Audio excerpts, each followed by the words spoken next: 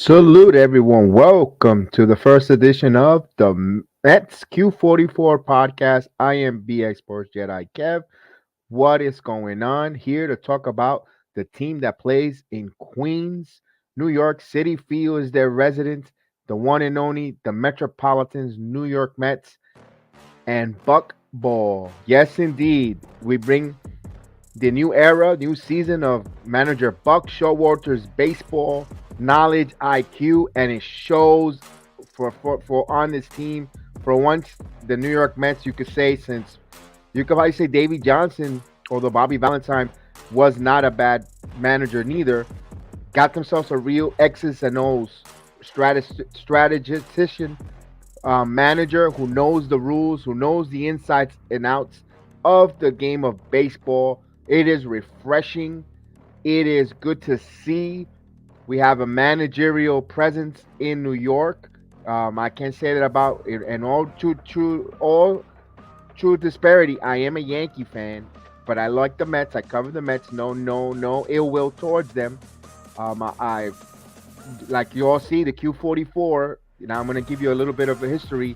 That's the bus that if I when I lived in Throsneck, if I wanted to go to at that time Shea Stadium, I would take the Q44 over to Whitestone into Flushing, transfer either transfer in Main Street or actually walk to Shea Stadium, and I will go to Shea Stadium to watch the games if I wanted to. That's why I decided to dedicate this podcast, the Mets Q44 podcast, in honor of the BX Q44 bus, and we'll go right to it. Me being a Yankee fan, admiring the Mets, no disrespect for them. I have no ill will with them. When we play one another, of course, my allegiance is to the New York Yankees. But I have no issues of watching a Met game and rooting for them to do well. I think the city of New York is exciting when both New York Mets and Yankees are very good teams and they play well. So let's get right to it. Manager Buck Showalter is a manager who knows the game of baseball, rules, ground rules in a ballpark, and also prepares his team with all those details. You saw, right now the New York Mets are on an 8-3 start in the first, dozen games here. So far, if you're a Met fan, you're excited. I know you've seen Mets before get into these strong starts. You could say, wait a minute, I've seen this film before, and then middle of the season things happen. But there's a difference. You have Buck Showalter as your manager. You have an adult in the room who knows the game of baseball. I cannot compliment him so much about him. I had him in New York back in the 90s. And whatever happened. He helped build, wherever he goes, he builds a winning team. Now he's trying to reap the benefits of a veteran team that he's going to win with. Now, we saw opening day, the Mets had a 5-1 victory. Tyler McGill, phenomenal for a start for Jacob deGrom, who's having some issues, dead arm issues. They shut him down here. An MRI coming up soon. They know baseball activities. They're going to show us an MRI to see if there's any structural damage, which doesn't look like. It looks like he just needed rest. And then about another week or so, if the MRI comes back clean, it looks like they're going to ramp him up to baseball activities. Then after that, they're going to stretch him out. So you're seeing about maybe mid-June, or maybe he'll get 2 starts before the All-Star break. Who knows with Jacob deGrom. But Tyler McGill has stepped in. And he's not no Jacob deGrom. Don't get me wrong, folks. But he stepped in opening day in the nation's capital, did well. And then you saw Matt Scherzer. When you talk about an investment, money well spent, early dividends in returns, there was a lot of question marks with Scherzer as well. He had a dead arm with the Dodgers last year in the playoffs. Makes you wonder, did the Dodgers overextend him? But it is what it is. He's an older pitcher, but he's a bulldog. You got a bulldog mentality, a gamer that says, give me the ball, a throwback pitcher, if there is a such, because now these days, guys are look at the team in the Bronx, my team. My ace, my $36 million ace cannot even get out of the freaking third inning. And he's averaging 3 to 4 innings per start, and he's making $36 million a year. So it's a little, I'm not jumping off there, but you have a bulldog in Scherzer, ace number one or ace number two, if you want to say for the New York Mets. Give me the ball. I'm going to go 7 innings. First outing, 7 innings. Almost 80 pitches, close to 80 pitches plus. Give me them and they get that 7-3 victory. Also, they win. The Mets they start their first 4-game series, of course, on the road in the nation's capital. They go 3-1. Easily could have swept all 4 games. You know, that final game that they lost 2-4. They had opportunities, miscues, rare. It just happens. So some teams, Nationals were a little desperate. They were already 0-3. They didn't want to go down 0-4. Some teams get to play that inspiration. Then you go into the Philadelphia. You drop the first game 5-4. Another close game. The Mets could have easily won that game as well. There was a lot of opportunities, missed opportunities, run score position. But you see the difference with Buck Showalter. You go out there, you win the series. He's gonna put a competitive lineup, make the right calls.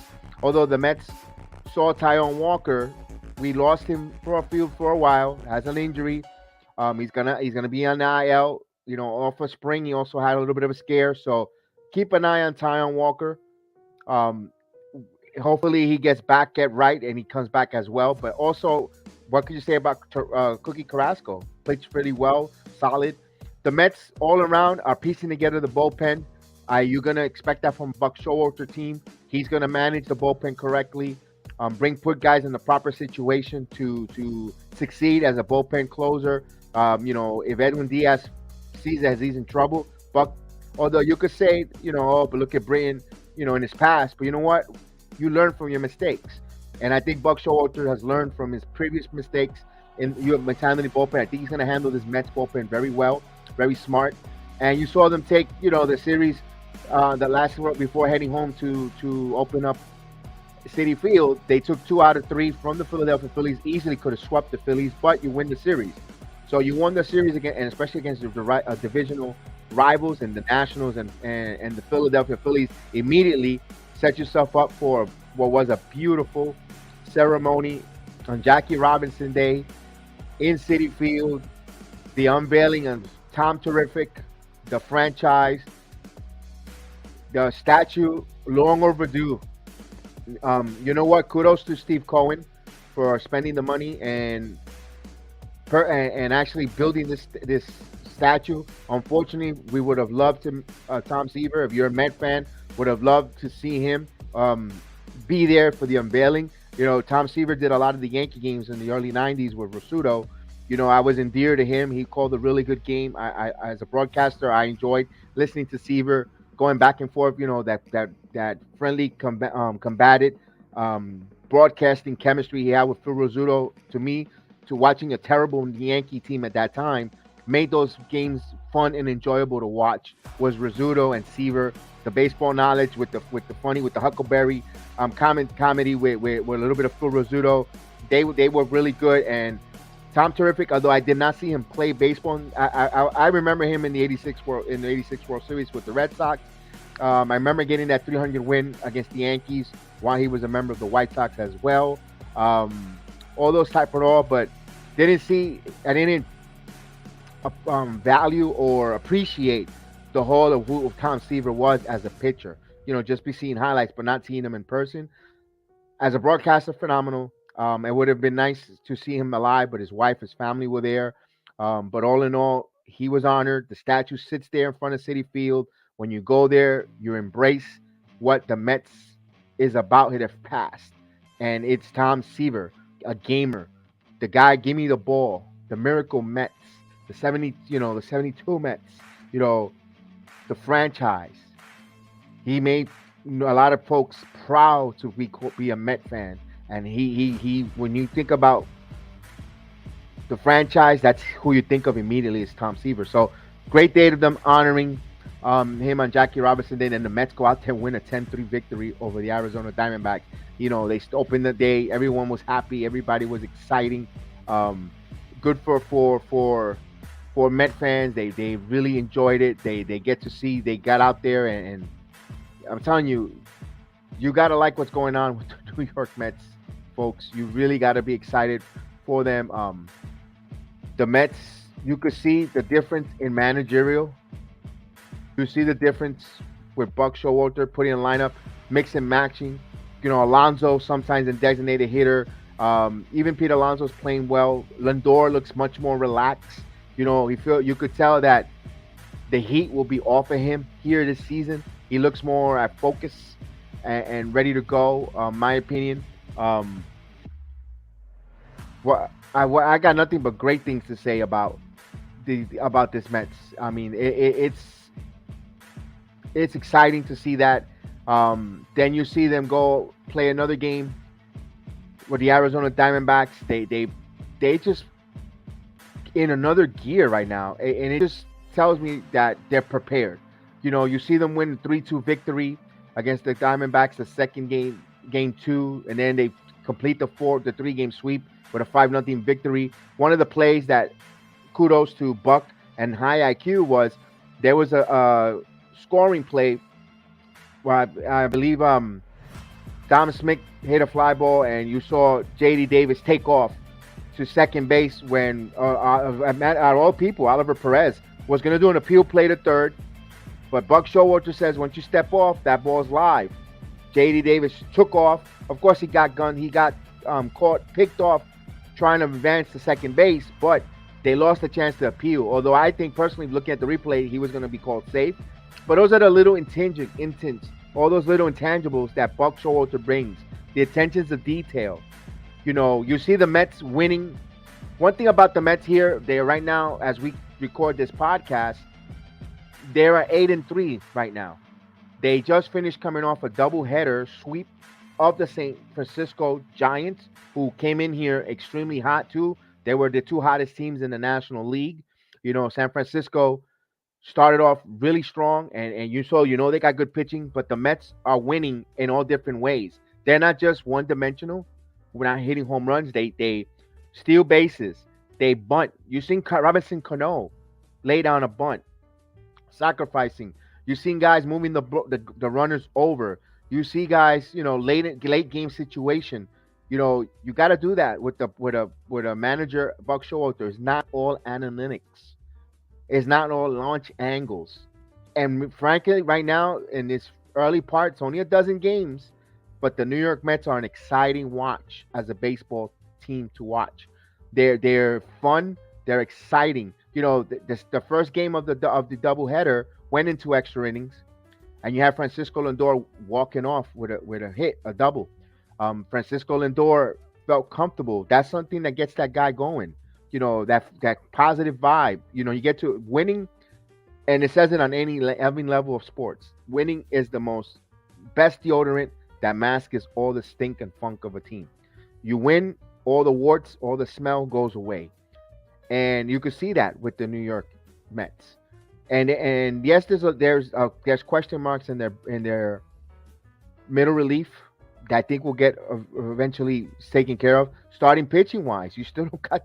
This team is starting off so well. They're one of the best ERAs in baseball, and I think they're the best since a couple years now. They're pitching well.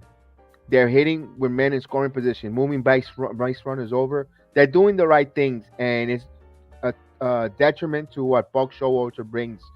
And it's not just rah rah. He and my way or highway. No, he takes the time to explain what's going on, the rules of baseball. Making these ball players a high IQ ball players, smart, in bringing those intangibles. JD Davis talked about that. That when they interviewed him about that play, that appeal play. Oh, we mentioned Buck. We talked about that in spring training.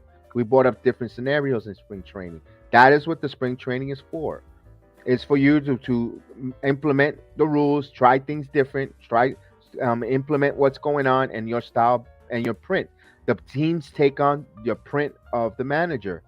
They say the manager's not important no more in these days. That's these analytic geeks. Listen, my opinion, and I'm suffering with it with my baseball team in the Bronx. We have a puppet as a manager because they're analytic driven. Because the reason why is they want to keep the cost down and not paying over $3-4 million to a manager to manage a team. But in the long run, whatever Cohen, I think Buck is making $4 to $5 million, is well worth it.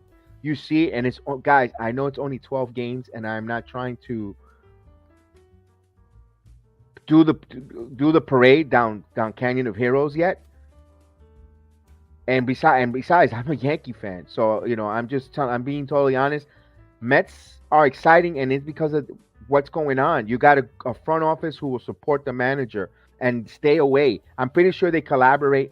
I'm pretty sure they go over strategy management with the roster's configuration, who he wants, who he doesn't want, who has options, who doesn't have options, what can he do? Can you do with the XYZ player? If we option this player, if we DFA this one, they go to the manager. Can you make it work? I'm gonna need you to make it work. The manager will say yay or nay. That's collaboration, not you're gonna, computer tells you to bat so and so and so and so. You have a lineup there. You have Sterling Marte leading off. You have speed. You have guys who are moving guys over, doing the grunts, doing the necessary things to put yourself in a winning position, winning formula. And if you're Met fans, and rejoice because you have finally a good manager here that now when it's September or even July, mid-July, you're not going to worry the bottom is going to fall out like it was in the past. No disrespect to Luis Rojas. He is on my coaching staff. I think he was just not ready yet to take over, to run a range, especially when a team was in flux and transition when ownership didn't know if they were selling or what they were going to spend, if they were losing money. They were trying to make a profit on and you have to run this like a business, not, you have to win. In order to make money, you have to win, and you have to spend money to win money, to make money. So they didn't look like they wanted the Wilpons didn't want to invest money in their product to gain more money. They were just happy with the content with the returns they had if they spend minimum. So I digress with that. That's neither the less the situation with that. That's in the past. Right now, you have Cohen, who's willing to make if you need to get XYZ player, let's go for it. Here it is. Go for it. Get what you need. And right now, all the moves that the New York Metropolitans have put on the field are working out. Yes, you get concerned about the injuries with the starting pitching. You don't want to keep having starting pitchers go down. You're definitely not. But you got the Tyler McGill stepping in. Although Tyler McGill, put them in a hole yesterday. Good job on the Mets. That's what shows. And also, I also wanted to mention the beanballs. Mets are getting hit by too many play. We saw in the nation's capital in that series a lot of players getting hit. No retaliation by the Mets, not this series. Granted, the Nationals and Mets are going to play over and over. There's going to be retaliation for the national players for getting beamed. You also saw it in the Philadelphia. They also, trust me, there will be retaliation. The Mets get hit, but also you see how it galvanized. You saw Pete Alonso, the ball that he was bleeding in his mouth. The Mets, and also kept them as a brotherhood. And you like to see that. You're getting vibes. I was around. You see vibes, and I'm not saying they play exactly like them, but you see vibes of the '86 Mets. That they're going out there and they're gonna beat you no matter which way. You know what? We're gonna out homer you today, which they haven't done it yet. Wait until the weather gets warm. I think the Mets will be one of the top home run hitters deep as well, but they're gonna do it smartly. They're not gonna be foolish like my Yankees, all or nothing team. This is a team that I think they're gonna play fundamentally. They're gonna either I'll hit you and they're gonna go from first to third. They're gonna be smart base runners, base stealers. Fundamentally move the manufacture runs, do all the right intangibles right now. And right now, if you're a Met fan, you got to you got to enjoy and take advantage that you're getting into you're 8-3 right now. Currently, when we're recording this on 4/20 on April 20th in the midday. Take advantage. They're gonna play later tonight. No Buck Showalter tonight. He's gonna have a minor procedure. He'll be back behind the dugout. You need to take advantage of your division. Everyone currently right now is under 500. So since everyone's currently under 500 and you have an 8-3 record, you need to build on that. You got the Giants here. You already got two. You took two from the San Francisco Giants. You got one more game coming up. You try to sweep the series. You have an opportunity here to sweep the series. Going in. As I check the schedule, 1 second here. Yeah, you have a game with we have a game at 7:10 tonight again with the Giants. We'll see what happens here. And I mean, I'm looking at the remaining of the schedule. 22nd, first today at 10, and tomorrow. Yeah, it's a four-game series. So you have an afternoon getaway game. So you have a four-game series with the San Francisco Giants at 1:10 tomorrow. So you already got two. So you're guaranteed to split. But when you're Buck Show or your team, you want to win all four, three. You want to win the series. He implement that. I remember in '95, you win the series, you keep going, and then of course you head out. You head out on the road trip. You start another long road trip. You go to Arizona for three. You know you already beat the Arizona here at home. You swept them. Now you go out to the desert, and now you go out there and win two out of three in the desert. Then you played a really good St. Louis Cardinals team, who certainly at this time as we record this, they're 6-3 right now, without looking too ahead. And then you return home to place your rivals, Philadelphia Phillies and the Braves. You get the world champions for four games. We're not looking ahead because you take it's one possession at a time, one pitch at a time, one game at a time. You win those small battles. But if you're the Mets, you have a chance here. You don't win the division in April, but you could lose it.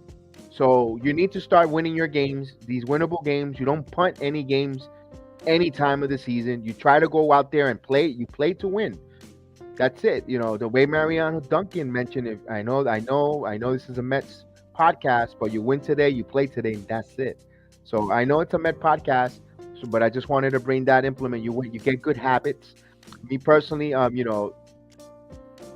the Mets are going to be in good shape here if their starting pitching keeps giving them length. You see Scherzer yesterday, what a gamer. He had given no hits to 6 innings, no hit ball through 6 innings. This guy is a gamer. It's refreshing to get a pitcher in there that's not only going to take the ball, it's a bulldog mentality, it's a winner, and it's going to give your bullpen pretty much almost a night off. That's who Matt Scherzer is. So good job, Mets. We'll keep an eye on you guys. I just wanted to make this about 30-minute podcast on the New York Mets here. Um, I enjoy so far what I'm seeing. They're a fun watch. Don't forget I will be doing watch-alongs of the New York Mets as well. I'm trying to fit them in there with the Yankees and with all the different programs on the BX Sports JEDI network. We do Yankee watch-along. We also do we wrapped up the basketball season with the New York Knicks, but we're also talking about the NBA playoffs. We have wrestling podcasts here. If you're hearing this podcast for the very first time, or even watching the video for the very first time, we also cover MMA with Austin and Chef Dan. They do MMA coverage. They preview the fights and also recap the fight cards that passes every week to week, that passes from Bellator, UFC, Eagle FC, and they break the fight game. Anything that's combat sports, they break it down. They do this once a week here on the network, also on the podcast form. So thank you guys for listening to us in the audio platform. Anywhere you get your podcast is Spreaker, Spotify, iHeart, or any Amazon Music now. So thank you guys.